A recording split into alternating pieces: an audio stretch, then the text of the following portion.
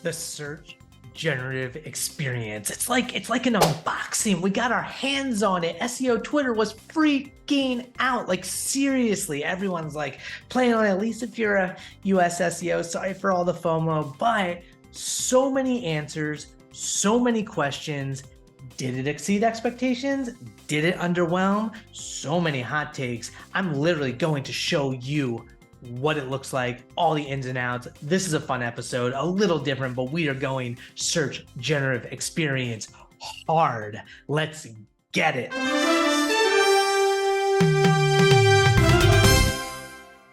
Welcome back to another episode of the SEO Weekly, where queries are weird, advice is controversial, and everything depends. I'm your host, Garrett Sussman of iPullRank, and every week I cover everything going on in the world of SEO. We're talking Google updates, blog posts, Twitter SEO, podcasts, webinars, you name it, I'm on it.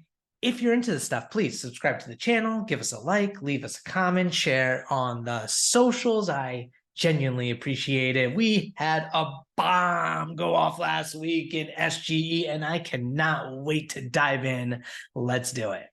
Okay, so last Thursday, Google exploded SEO Twitter because the search generative experience experiment was released. And it seemed like pretty much every SEO, at least in the US, got access to start playing around with the interface, learning about what queries generated generative AI, the AI snapshot experience, which ones didn't, a lot of surprises, a lot of feedback, a lot of hot takes. In fact, Search Liaison, Danny Sullivan was on the Twitters responding, letting people know the intentions, the fact that it's an experiment, that they appreciate the feedback and want to iterate, and that it's going to continue to get better. But out of the box, there is so much to unpack, so many questions. So here's what I'm going to do in this episode. We're going to go through a few different takes on SEO Twitter from folks who had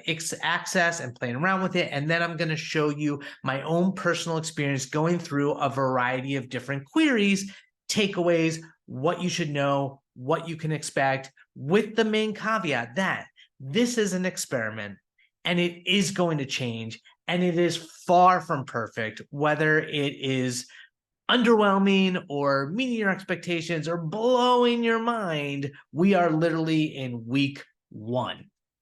Okay, so let's dive into SEO Twitter. And as beautifully as Cyrus Shepard points out, apparently the SGE rollout adoption was 0.00001% for the general public and 98.2% for American SEOs. So first off, none other than Barry Schwartz. Let's look at Barry's experience from beginning to end of getting search generative experience and what it looks like. So he goes on, we get the heads up on Search Labs of like, you can get out of the wait list. You have to sign like a little form. Real quick to jump on that, Britney Muller points out that you should not put any private or confidential information into SGE. Your input data is likely used to further train SGE and could surface in future results. It's right there in the terms and conditions. So as Britney mentioned, avoid getting too personal with your searches. Naturally, every SEO was like Googling their own book or their own name or their own business. Myself guilty as well. There's another Garrett Sussman out there. He's like a CPA from New York. What? Okay. Anyway, diving back in. So Barry agrees to the disclaimer. He says, when does my holiday start? For Shavuos. So it looks in there, generative AI. Okay, we've got this whole, generative AI text. We've got some images on the side. And then below that, we have the normal featured snippet, the normal knowledge graph. Some people also ask. He goes further down. He sees more organic SERP. So it's not as big as you would expect, or that we got the sense that all of a sudden, if you're in this generative AI snapshot, that it just becomes your whole SERPs. No, it goes to the regular Google SERPs right after that. He says the follow-up answers are pretty good because right below the generative text, you do have these follow-up questions, which we'll get to Michael King, but Michael King points out that those follow-up questions aren't necessarily just people also ask questions. So he goes into, should I get a haircut? See some local search results. Then he dives into questions specifically about journalistic publications, places to learn about SEO, some results around authors, so EAT questions at search engine land, what is SEO? And if you notice here, we'll go into this a little bit more. Actually, Paul Shapiro points out that there's this issue where initially in the generative search results, it's just copy. And people have some issues with it potentially being plagiarizing of existing content. But if you click on this little hamburger toggle in the top right corner, which Gabe calls the bear claw, going to make bear claw happen, maybe, I can dig it, then you'll see specifically where the citations are from. So for a lot of these results, as pointed out by Lily Ray, you see the results, but it doesn't link directly. It's not like Bing Chat where you can actually click on the citation and go to the results. It just writes it in non-clickable text. Is it problematic?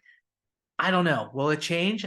It's something that people are bringing up. But going back to what Paul points out is that you can click the bear claw and then you see for each text, you'll see the citation where it comes from.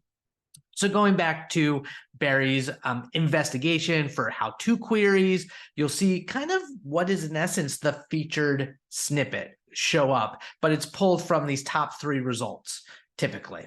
What's interesting here for this example of the videos, specifically asking about videos, is that's when you see links to videos. We're not seeing anything multimodal really in the AI snapshot. As of right now, with the exception kind of e-commerce, you're not seeing any sort of image results. You're not seeing any sort of video results. You're only seeing generated text results with these 3 links at the top. And if you'll notice too, as Eli Schwartz points out, we're not really seeing ads yet in the AI snapshot. These links in the top right and the citations all seem to be organic results. So will this have a massive impact on ads?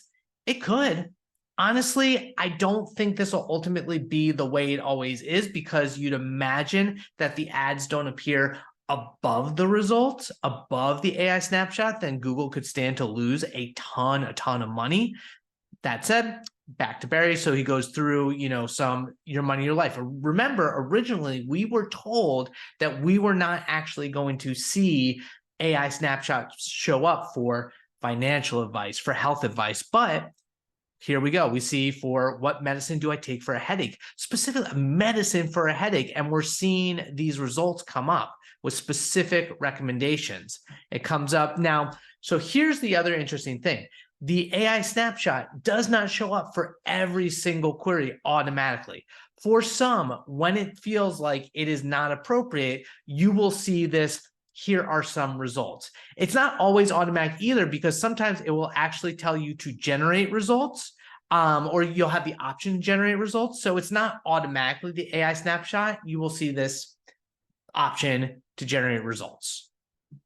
When it does not have the results, it says here are some results, and then it looks like normal organic Google results as you would expect to see.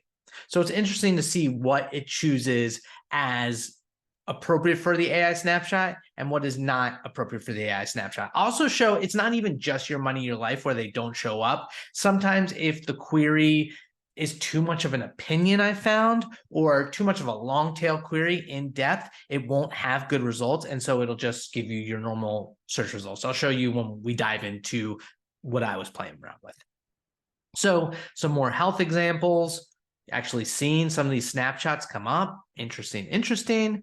Then for some vanity searches, like I said, people are searching about themselves. In this case, we have the classic, who are the best SEOs? So you'll see similar to past results, which are problematic. SEO experts here. Rand Fishkin doesn't do SEO anymore. Danny Sullivan is a liaison. He's not actually an SEO. Neil Patel is somewhat problematic. There are no women in these results. So that's not great. That's not great. So hopefully that's something that we get resolved, get some interesting sports questions.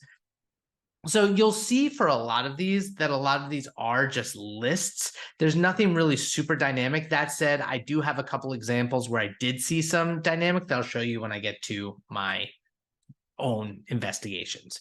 So for e-commerce, really interesting. So we do see local packs showing up in along with like specific retail listings. We'll see specific e-commerce products, and this works similarly to the way Google used to operate, in that you can click on any of these and you'll see more product information in terms of like the images, and you'll see where it's in stock and sizes, any colors. So that's not necessarily new. It's just in this sort of new-ish format with like the nice color background. So asking for marriage advice, I guess Barry's going to get in trouble there. So you'll see more just information, more links. And here's an example of where you'll actually see, it's almost like the buying guide that you expect from e-commerce, where it's giving you specific recommendations for each type of category when you're purchasing something. So that is a different sort of type of format.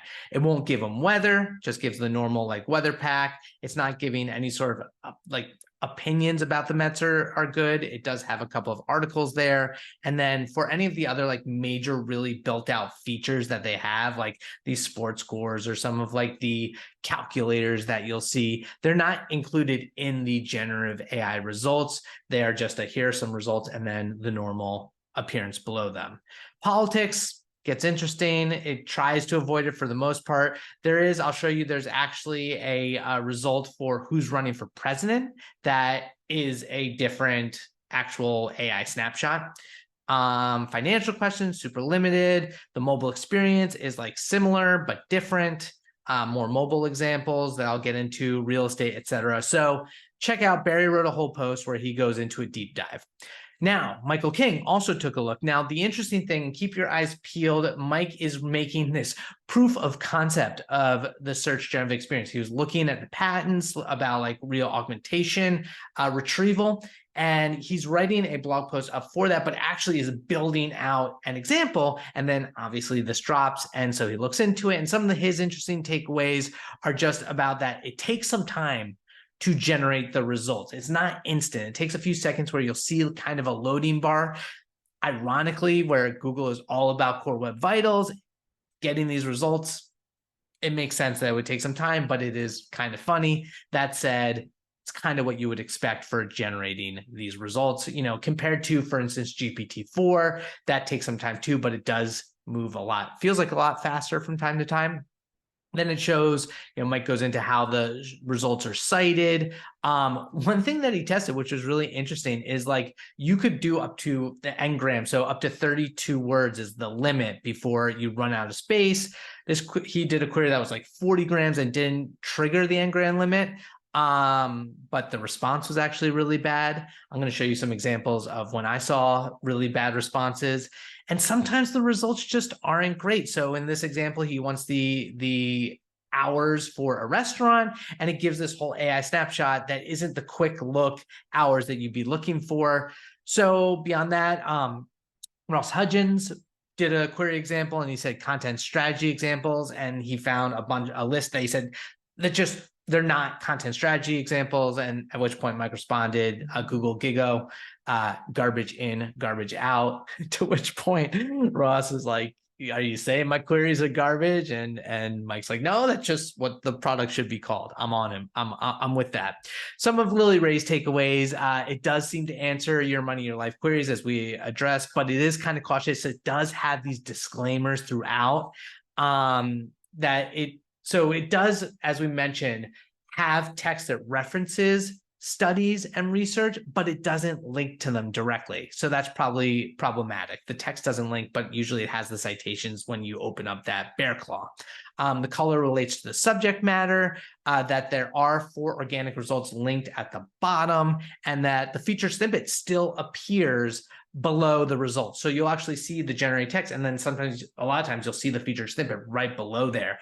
But what's interesting, and I'll show this as well, is that you don't always get the generated text from the featured snippet. It could actually be from other search results. Also, so Gabe points out that Your Money, Your Life is actually covered. He talks a little bit about that bear claw even more. He points out how PAA is going to be really interesting for us to identify what gets pulled into the SERPs. And then the final one I want to call out is from Rebekah Edwards. And I've been preaching this for a while. Before generative AI, when you're talking about a specific brand. So for instance, when I was looking at best SEO podcasts, we would actually see this really cool, like new best of X. We cover it in the SERPs. We covered this in a past SEO weekly, but you'd see like Rankable and, SERP Sub podcast and the Azima Mod podcast and all these great podcasts. And then you click into it and you'd see that it was in different lists, the best of, the best podcasts. And that's why it was surfaced there. This seems to be the case with the AI snapshot, and I'll go into that of like where to learn to code. But you really want to make sure this whole idea of barnacle SEO, you want to still show up in other people's content lists because they will show up in the AI snapshot, which highlights, in terms of the whole idea of SEO is dead or not dead, you still are going to see a ton of brands creating these best of lists because obviously they're being pulled in to source content for the AI snapshot. Okay, that's all the Twitter. Now we're going to dive into some of my own findings when it comes to SGE, the search generative experience, and what is surprising, not surprising, what we're finding. There's going to be so much more research that goes into this. Okay, are you ready to go down the search generative experience rabbit hole with me? Because what we're going to do is I am logged in, I have access, I got a bunch of queries lined up. We're going to see how this thing works, what happens for different types of queries, what you can expect, and how you can start thinking about this as an SEO. So start off with some basic informational queries. As you can see, what is SEO? We look at this, we get this generative text result with these 3 organic results in the top right. You don't have to have a thumbnail, an image thumbnail in the top right, but maybe you do want to click. Now there's more than 3. You see this arrow here. So we have actually 5 in total. The actual results are truncated, but we can click this show more and see what we're looking for. Now, what's really interesting, and I called this out in the Twitter results, is we do see this bear claw that will allow us to see which copy is attributed to which result. And what's interesting is we'll see more in other results, but it doesn't always go to the citations on the top right. Sometimes it'll actually pull something from very far down below. Now we'll actually see some of these navigational pills above to help you qualify your search. So I asked, what is SEO? Maybe it gives images, maybe it gives books, maybe it gives digital marketing for beginners, etc. If I click images, we will go right back to the normal result, right? Okay, so I'm back here. We're getting a new result. We're seeing the same text, the same links and citations. Below this, we see our normal dictionary snippet, we see our knowledge graph, we see our people also ask, and we see our normal organic SERP results related. We see, the infinite scroll on and on because we are on desktop. Now, if I wanted to click on, can I do SEO on my own, or what are the 4 types of SEO? Oh, now I'm kind of curious. What are the 4 types of SEO, Google? Okay, so we wait a few seconds. See, it does take some time for it to generate. It's not instant. Now, all of a sudden, we kind of see this buyer's guide filter. This is really interesting. Now, I went to what are the 4 types of search engine optimization, and this is where things get a little problematic. You'll see the results aren't always the best because we're not seeing 4 types of SEO. We're seeing some types of SEO. So why is it prompting me to ask for what are the 4 types? Obviously, that's based on some other blog post, but that's not what it's pulling the results from. So we have negative SEO 1, technical SEO 2, local SEO 3, content SEO 4, black hat SEO 5, mobile SEO 6, and there's so much more than that. This isn't the best example, and these aren't necessarily people also ask results either. What are the 3 types of SEO services? I can search for more results here, 4 types of SEO. Oh, we ran out. Okay, so there you go. It's really interesting how they choose this, and so you can see like under each section, where it's pulling the results from. So this is your basic information, right? Now, say we go on to how do I tie my shoes? We get a basically what is the featured snippet pulled from a variety of different options. Is this the best answer? Hold one lace in each hand, pull to make the shoe tighter, cross the laces over and make an X. What's weird about this is from search intent, you can see from the results below that a video is going to be more helpful to me than generated text. So the question is, at what point does Google decide or realize through the algorithm that we see a better multimodal example? We actually are given a video to show me how to tie my shoes because that's going to be more helpful than me trying to read this text and understand. This is an example where the results aren't great. Moving on, another one where we kind of see a different formatted layout, which is interesting. So who are the richest people in America? Now, what's interesting here, it says, as of 2022, the richest people in America are, and then basically it pulls from this Forbes 400 2022 list. We are in May, so I'm surprised that they couldn't find better answers. I don't necessarily want to know as of 2022. I want to know as of right now. Below here, we still have another Statista example of people of 2022. And then we have a people also ask. And then we go further down. We got some images. We got some organic results. We actually do have some YouTube. So one of the big takeaways for me is the fact that we don't necessarily have multimodal we have some images here, but we don't have a full multimodal experience in the generative AI. What's also interesting is if you do click these images, it takes you to an image search. And so if I actually click on the image, then it goes to a search query for that person. Is that the best experience? I'm actually a little surprised that Google is going that route of like, oh, I'm clicking on the image and now I'm doing an image search. I don't know if that's necessarily what I would expect or if that's really helpful in this case. Moving on. There are situations where you put in a query and you get this, an AI-powered overview is not available for the search. What movies were most popular in the 90s? So it does its normal like movie snippet, which is really cool. I mean, I do appreciate them putting the filters of, oh, it's movies, oh, it's 90s, oh, and I can look at like which streaming channels it's on. But what's interesting is most popular, that actually does feel quantifiable in terms of either sales or in terms of star ratings, and you see the 50 highest grossing movies in IMDb. So why isn't that not giving me a AI snapshot? I don't know. It's interesting to think about. Meanwhile, I said, who is the best basketball player in the world? Now, we know that the Google Perspectives is specifically for top stories and news, but I'm surprised that it doesn't give me an opinion on who is the best basketball player in the world, because when I ask for like, who are the best SEO experts, you can generate. So that's an example where you can actually generate the results. So we're waiting, but it is actually willing to give me, it's giving me companies. That's not really what I'm looking for.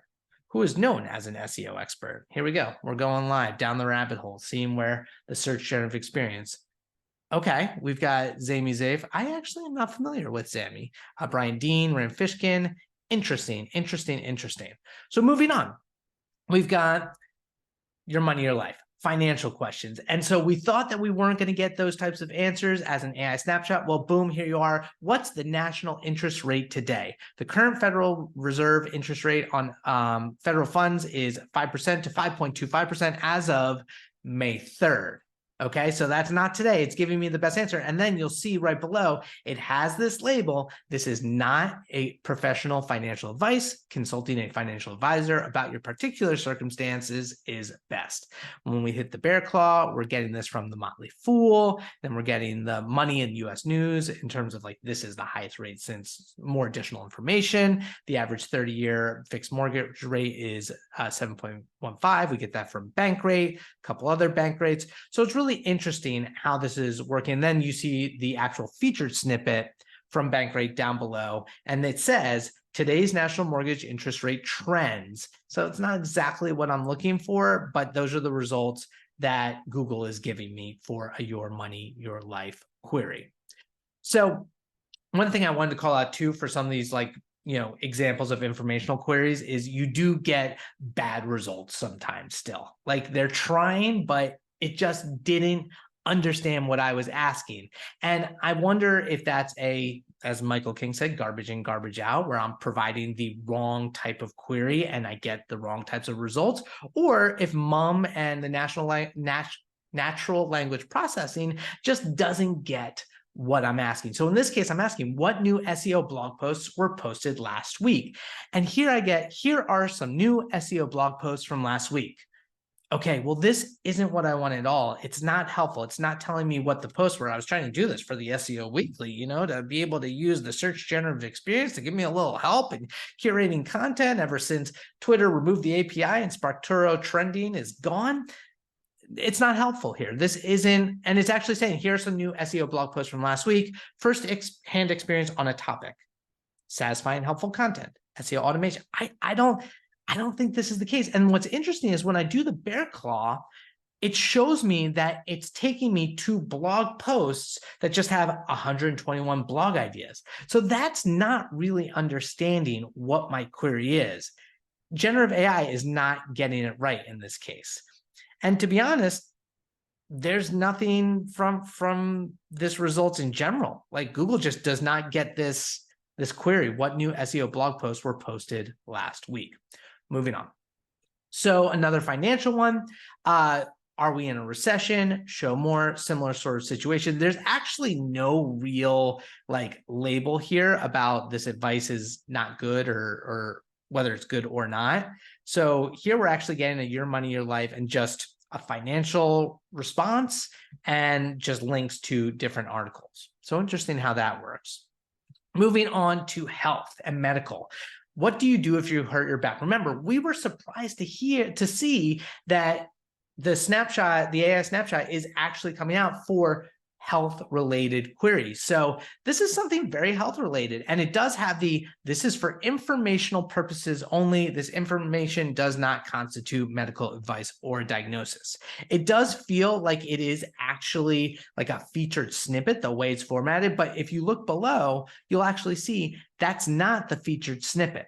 So it's going to be interesting to see why is the featured snippet a featured snippet versus these results as generative AI text better. And obviously it's pulled from these different articles, and I do recognize WebMD, Medical News Today. I think that's reliable. I don't know a ton of outside of the Mayo Clinic, how reliable these health sites are, but you look somewhat different results compared to what's in generative AI. So it's very interesting to try to figure out why these are pulling from these different articles that these are the results. Now, moving on, do I have ADHD? Another example where we don't see the image up in here, but we have all these different examples. We don't have any, so it does kind of say at the beginning, it's not a disclaimer, but it is. A medical expert like a doctor is best able to help you find the information and care you need. This information does not constitute medical advice or diagnosis. So in the last example, it was in italics at the bottom. Here, it's not italics, but it starts off the results. And as you can see, pointed out, which is very surprising, there's no ads in this generative AI results. There's no ads. Anyway, moving down, you see normal results on the right-hand side. You see the knowledge graph, and you see some people also ask, and additional organic results. So health is interesting. It's going there. It's going there. It has some label qualifications, but it's definitely giving us generative AI results. Moving on. For something like COVID, nothing at all. COVID, remember when it started happening, we got a very dedicated response to anything COVID related in terms of the SERP results. And so we have all of our normal overview, symptoms, testing, etc. No real results there that are related to generative AI, and not even an option. It's not even telling you anything related to that. It's just here's your COVID results. For one more interesting one that I found for informational and kind of e-commerce, because it's B2B, but the best way to learn to code, here are some ways to learn to code, and it gives you specific websites where you can learn. But the interesting thing of where it pulls it from is from things like Business Insider, Career Foundry, Make Use Of. But when I go down and I look at the results, a lot of these are from this Business Insider, the best free ways to code. Scroll, scroll, scroll, scroll, scroll, scroll. Where are you? Where are you? Okay, we're going. There we are. Okay, so we're all the way down from 2021. Is that the best results in 2023 for this query? I don't know. I don't think so. So it's interesting to find out where it's pulling from. So e-commerce, you see, best basketball shoes for a dad. These are pulled from, Run Repeat is a running website that actually has, reviews on basketball shoes. So it's interesting that that's the result here. And it says from brands and stores. This overview includes information provided by brands and stores. As we'll discuss later, but now going forward, announced at the Marketing Live conference last week that Google is replacing the Merchant Center with this new Merchant Center Next and giving less opportunities for websites to provide e-commerce product information in the product feed the way it's always been connected to ads. Now what Google is going to start doing is pulling all your information from the website, from structured data. We'll talk about it a little bit more, but that is a very big deal. But as you can see, I can click on any of these products and I can get the information, the name, the reviews, the size, how much it typically costs, and then some of the retailers you can buy it at, some details, user reviews, all the standard stuff that you're used to seeing from e-commerce. And then you go further down, we actually still do see a featured snippet. We have some other normal like e-commerce results with image packs and organic results, et cetera, keeps going indented. So that feels like normal beyond that. And then finally for local, like I said, still gets things wrong. So in Northern Virginia, I asked about what are some kid-friendly Memorial Weekend events going on in a county. And it gives a whole bunch of events, but how helpful is this? Because it's not linked, A, and B, it doesn't understand my query because, June 20th is not Memorial Day weekend, right? That's the end of May.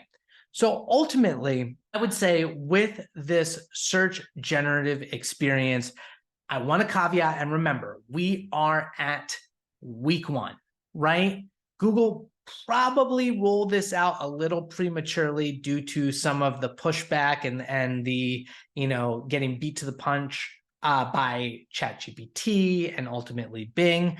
I expect it to get better, but as you see from a lot of takes on Twitter and on LinkedIn, that people aren't necessarily impressed in the SEO community. Some are enjoying it. Some think it's not quite there yet. That's where I stand. I think it's actually very much in the right direction. However, there's still a lot of work to do, especially when it comes to search intent and getting the right answers and how it decides on which information to provide. I expect that to get a lot better over time, but it is exciting. It is going to change SEO in some capacity. Remember, first off, this isn't probably going to get rolled back. Once this is released, this is going to be the way search works going forward, the way that feature snippets was rolled out. I don't think they'll back off with how much they invested, Google has in this technology and this interface and all this jazz. It'll look different, but it's definitely going to be rolled out. Second, it's never been more important to think about how the most average non-SEO, non-marketer uses search. Will they be clicking on generative AI? Will they only be looking at these generative AI texts and not clicking through? Personally, from my own experience, and obviously I'm a marketer in SEO, but I don't trust the results from the generative text if it's not clickable. I want to see the direct source. Will people click on the bear claw? Will they make that UI even better? I am still going to do my investigative research when I'm looking for something that actually matters and not just trust the generative AI. So I'm very curious what your takes are on this, basically everything we've gone over between Twitter and my own personal experience. I know there are going to be so many more hot takes on this stuff over the next few weeks and months. I'm here for it. I think this is what makes SEO really interesting. Big takeaways, as Rebekah pointed out, you still need to make sure that you're in other people's content. You still need to show up in these top lists. You still need to create a ton of content, even if the click-through rate to your content does go down, which it might, to establish yourself as an authority and continue to get those EEAT signals out there. Your brand needs to create content. That's not going to change. Is the result worth the investment? I think so. But I could see a lot of SEOs making the argument that it might not be as much the case going forward. Depends ultimately on how people think about search and what Google decides to do with how these generative AI examples are rolled out. Really cool. So before the search generative experience went live, some other things actually happened in the world of Google and SEO.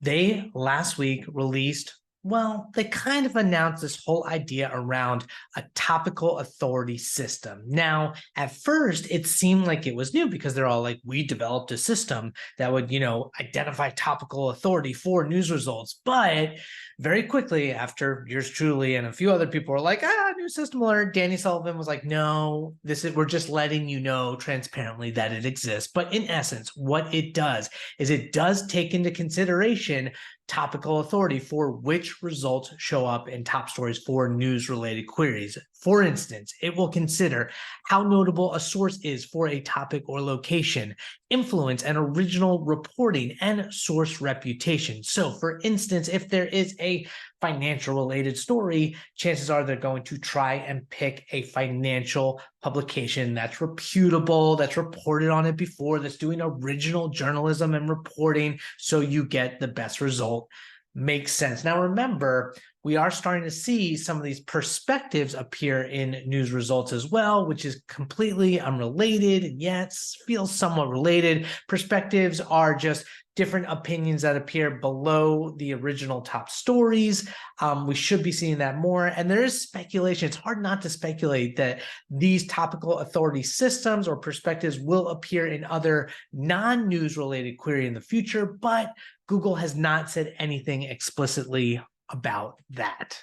So about a week after the big Google I/O presentation, there was Google Marketing Live. This is an annual event where Google goes over a lot of the advertising related features that are rolling out in the next year.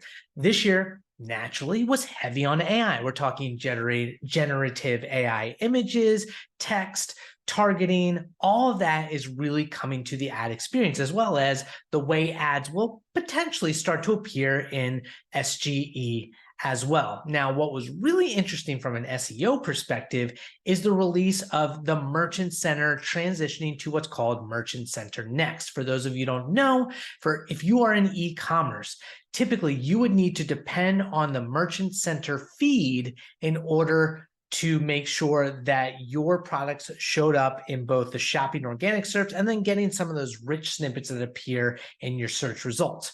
What's happening is it was manual. You had to update your products to the feed individually, and those features will still exist. But starting in 2024, Google will be able to visit your website and populate your merchant feed based on all the inventory that shows up on your website.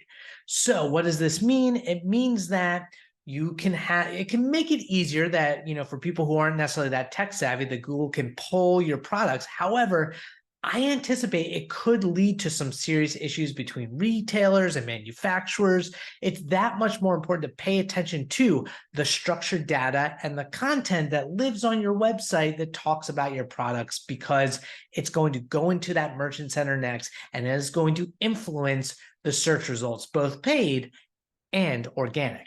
With all of the generative AI stuff coming out over the last few months, here at iPullRank, we continue to bang the drum on education about how LLMs work, these large language models and machine learning. Did you know that we actually have a machine learning guide that kind of breaks down how it all works? Well, a lot has happened, and Google actually has released a free course on generative AI. So how you can learn how it works, how these large language models operate, the different types of models, whether it's text to text or text to image or videos, etc. And you can earn this really cool free badge that shows that you know it. Now, I don't know if this stuff is ultimately going to like look great on your resume, but for educational purposes and understanding how this works, it's super valuable. I actually already did the introduction myself and learned a bunch of things that I did not know before. So highly recommend that you check that new course out, and it's free. So why not? Why not? Y'all remember that really awesome Rankable interview with Sridhar Ramaswamy, the CEO and co-founder of Neeva that Mike had a month ago? Well, sad news with the happy twist of fate, Neeva, which we were so keen on, like kind of being a competitor in the AI search engine space against Google and Bing. Well, they're closing their doors. They're shutting down Neeva AI. However, they actually got acquired by Snowflake, which is a major database provider. It basically has all these different databases that you can search and use, mostly at an enterprise level, but interesting nonetheless across all these different types of statistics and data. Well, they're going to use Neeva's AI technology, search technology, to make it much easier to access all of that fascinating data. So sad that Neeva as a search engine has gone bye-bye, but very cool that there still is an element of success in being acquired and integrated into another really cool business. So congrats, condolences, congrats. Listen, I love talking about SEO. I love giving advice, but every now and then you really just have to get in there yourself, and you can't depend on other people's perspectives to ultimately help you do your job. Really great Twitter thread that I wanted to call out from Dhiraj Yadav, point out all about e-commerce. I'm going to go into it. Basically, he says, don't burn your money by avoiding these e-commerce SEO mistakes. Not having a detailed content strategy, clustering a bunch of keywords and creating content. You see, back in the day, he's influenced by many SEO gurus who are nothing more than just marketers. Being from India, it's difficult to find a good source of knowledge for learning SEO. Hence, wherever he heard it, he believed it. Propagated the idea of publishing a lot of content by clustering keywords, all this noise under the garb of topical authority. So Dhiraj goes on and he talks about this idea that it's not just about content, topic clusters and just throwing a bunch of ideas out there, about having a methodical approach that makes sense based on your niche. That if you don't have all the tons of resources in the world and you can't just publish all this content at once, then start at the bottom in the middle of the funnel, generate customers that are really ultimately going to be valuable leads and not just superficial cold email leads, and then move your way up the funnel so that when you are ready for the top of funnel customers, you already have a customer base and you can get those and you have the time to actually nurture those folks. It's a good strategy. It makes sense. It's not for everybody, but I like the way that Dhiraj is thinking about it. Definitely a good follow. Check that out. Big shout out to Aleda Solis. So for learningseo.io is an amazing resource. Whenever I interview someone on the Rankable podcast and I get to like, what is your number one resource? 9 times out of 10, and I don't think that's an exaggeration, they mention Aleda's learningseo.io website, where she's curated all the content across a whole range of different SEO topics, like pretty much everything is covered. Not only that, she frequently goes back and checks to make sure that the content is still relevant, that it's not outdated. Well, she had a huge redesign of her website, so usable, so pretty, so helpful. So if you are an SEO and you're ever looking for that learning resource that can, take you to the next level, look at all the curated content on Aleda's website. Finally, I had the pleasure of interviewing Anna Oos on the Rankable podcast. We talked all about programmatic SEO and the challenges of how you at scale can run into issues getting your content indexed. Remember, if you're publishing thousands and thousands and thousands of pages on your website, Google isn't necessarily going to index all that content. You need to kind of prove the value, prove that it deserves to be indexed in the eyes of Google. So she's done a few different projects that really have been successful in getting the key content indexed sooner rather than later. Listen to the rest of that interview. I really enjoyed talking to Anna. Great podcast. Excited for some of the other folks that I got coming up over the next few weeks. As mentioned, I mentioned Barry Schwartz. A couple of weeks ago, we talked about the search generative experience. So we went through that before it was released. He had a lot of great insights, a lot of thoughts on that. And now it's kind of cool to put the 2 and 2 together. So check that out. That's it. another episode of the SEO Weekly in the books. I hope you enjoyed it. Remember, we put out our State of Generative AI report where we surveyed 100 different executives and marketers on how they're using AI in marketing and at their company. You can download that. The link is in the comments. I genuinely appreciate you watching the episode.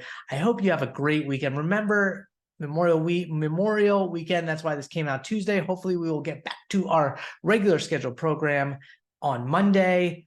You have a great rest of your week, and I will catch you later.